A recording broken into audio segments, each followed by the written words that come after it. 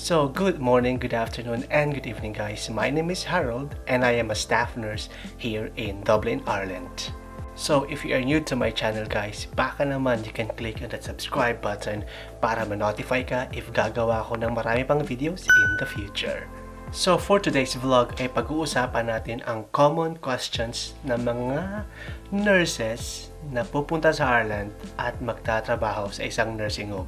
So, basically, this vlog is about what is the routines or what are the routines of being a nurse in a long-term facility or nursing home. So yeah, stay tuned. We're gonna check that one out. So I came to Ireland in 2016, guys, and basically my first job at the time was being a nurse in the nursing home facilities for 2.5 years. So I would say maybe I can help you on the routines or what are the routines or knowing the routines of being a nurse dito. So just to give you an idea when it comes to long-term facilities, so basically that is what we call geriatric nursing. So you will be looking after elderly people, retired people, and those who are actually on the end stage of life, should I say.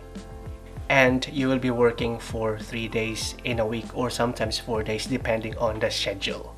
So first routine na gagawin mo as a nurse sa isang nursing home facility is of course yung typical na ginagawa natin sa hospital, which is yung handover, wherein you will get the information, the details kung anong nangyari sa gabi from the night staff so that you will have an idea on what was the situation like. And then number 2 is your typical vital signs, but the only thing is sa nursing home is you don't really check the vital signs every day.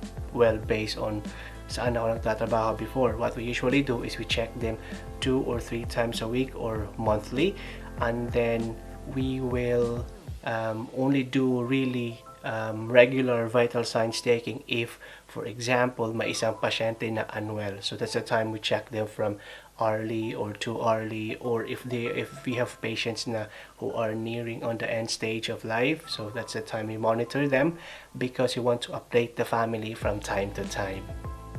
So the third routine na ginagawa namin sa nursing home is yung medication rounds, of course, which is a common responsibility of a nurse.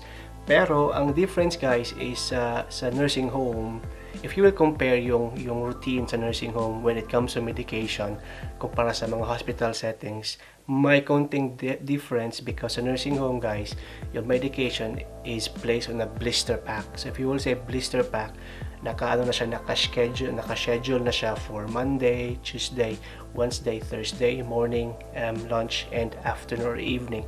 So lahat ng medications nila are naka-ready na. All you have to do is pop them out and then give them sa mga residents mo.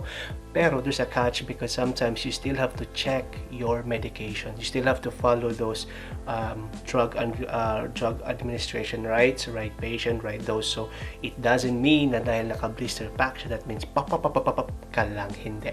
You still have to check the names of the medications because at the back of each blister you will see the color of the medication, let's say the shapes or something like that. So you have to check them as well. Ano ba bolol?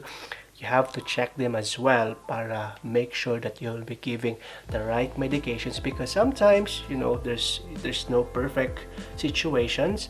Sometimes may mga medication doon na that is actually not included on the blister pack or not included on the medical record or what we call your drug cardex. So you still have to check that one, but more or less it's actually blistered, and we actually check the blister pack at the end of the 4th week kasi that is the time na dumadating yung stocks from the pharmacy. Now another routine, guys, is GP visits or GP calls. So if you have a sick patient, normally we call the GP for them to come over to review the patient. If it's not that serious, we don't have to rush them to hospital. We have to call the GP to come in, review the patient or the resident so that he can prescribe any antibiotics or painkillers for the residents. Or sometimes we ask GPs to review for a regular basis. Sometimes, like when I was working in a nursing home, the GP comes in every Wednesday. So we have to prepare all the files, all the drug cardex of the residents who has any concerns that the GP has to know, or any cardex that needs to be updated by the GP, because sometimes medications should be updated from time to time. The GP should know it, and the GP has to sign. So that means that if someone checks in like the HICWA quality thing, they will see that all the cardexes has been updated by the GP. So you're safe.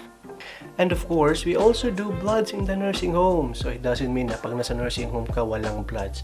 No, we still have bloods. And then, you as a nurse, you will be trained by the nursing home yourself na maging competent when getting bloods or being, phlebotomy. Parang ganon. So, if there's any bloods that needs to be done, for example, pinaka-common is yung INR. Kasi patients, sometimes yung may mga residents, I keep on using patients, but we call them residents. Some of them has warfarin doses that needs to be checked, so you have to do blood sometimes every weekly or 3 times a week, depende sa advice ng GP. Or sometimes if we feel that a patient is not well, we can also do bloods, and then we do routine bloods, UNE, FBC, and then what we do is we will call a specific number to collect that bloods going to the hospital, and then after afternoon or a day after, we can call and then just ask for the results of the bloods. Before, there's a few change now, because before we could just actually get the results straight away from the phone call. We call the laboratory, but what happens now is the laboratory will send all the results to the GP straight away. So if ever you're in a nursing home and you did bloods for your patient, you have to call your GP and ask them if he received the results already, and then to update, and then what's the plan after. And of course, huwag kalimutan ng lunch break. Of course, if you are working in a nursing home, you will enjoy your break. You will have 1 hour lunch break, and that is 1 hour undisturbed lunch break. So your lunch break is your lunch break, unless if it's really an emergency. But if not, we have a protected lunch break, so you can do whatever you want on your own time.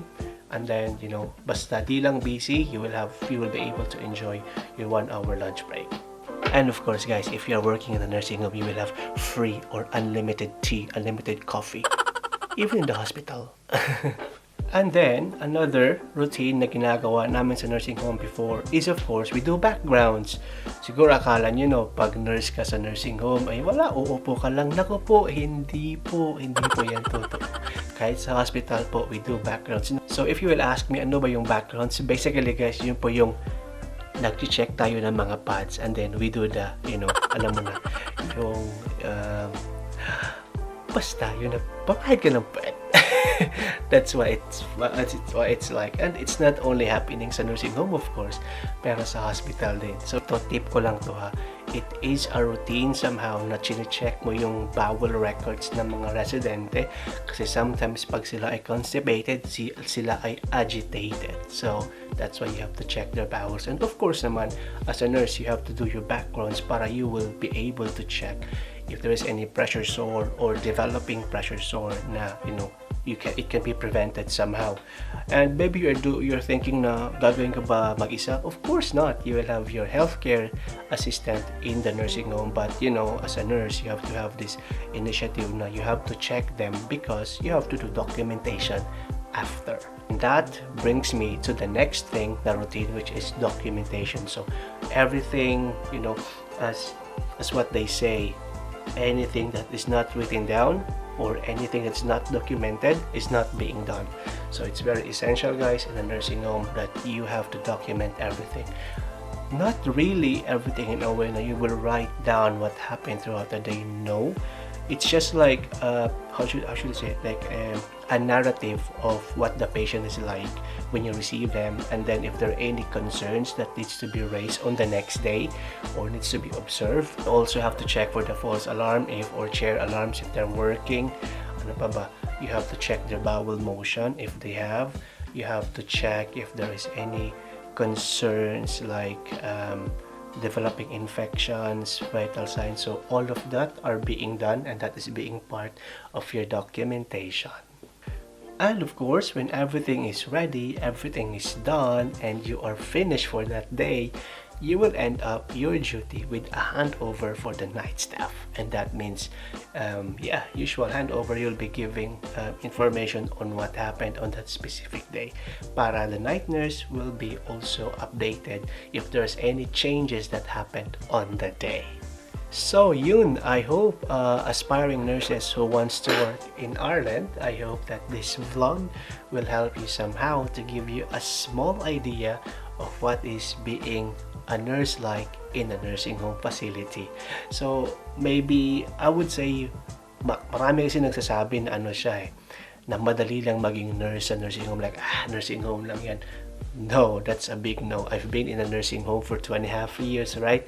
And I'm working now in a hospital. There might be a few differences, which I will talk to you later on if you like this vlog. But the quality of the nursing experience, the quality of nursing care is always the same. And sometimes mas mabigat sa nursing home. Why? Because of the nurse or the high dependency level. But otherwise, it's the same type of care that we provide whether you are in the hospital or in the nursing home. So don't say like, ay, nursing home lang ako. No, be proud. I am a nurse in a nursing home. So that's it, guys. Thank you so much for watching, and I hope you enjoy this vlog.